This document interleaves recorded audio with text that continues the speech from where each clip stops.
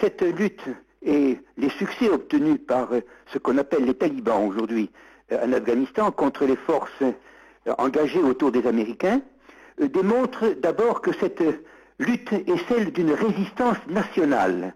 Elle ne pourrait pas subsister contre un armement si important de tant de nations si elle n'était pas soutenue non seulement par des groupes importants, non seulement par la population qui vit dans ce qu'on appelle les zones de rébellion, mais également aussi par des éléments de l'armée officielle afghane, et car les embuscades et toutes les opérations militaires qui causent constamment des pertes, c'est ce qu'il faut bien le dire, ne peuvent être possibles que par le renseignement, que par, disons, une structure nationale de résistance.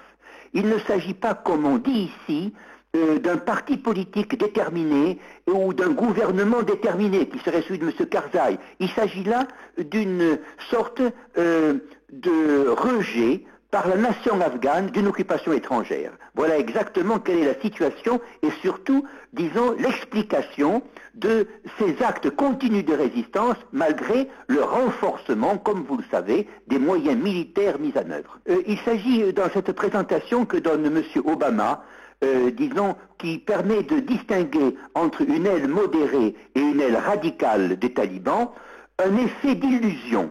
C'est un effet, disons, optique, qui tend à justifier l'existence d'une force étrangère en Afghanistan en disant que ce n'est que parce qu'il y a une aile radicale des talibans que notre présence n'est pas acceptée. Quand nous entendons ici la radio et la presse, les hommes politiques nous disent « nous sommes là pour pouvoir faire une œuvre de civilisation, nous sommes là pour permettre aux talibans d'avoir des institutions démocratiques ». En réalité, ce qu'on appelle les talibans ne sont plus même les talibans d'autrefois. C'est le nom que se donne la résistance aujourd'hui, qui ne veut qu'une seule chose, c'est justement le départ des troupes étrangères. Quand M.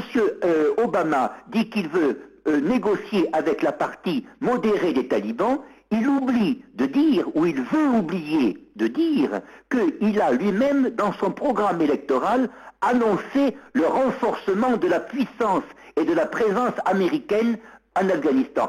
C'est là justement son erreur. Il faut que M. Obama reconnaisse son erreur et non pas qu'il imagine la nation afghane comme il la rêve. Il faut qu'il la voie comme elle est.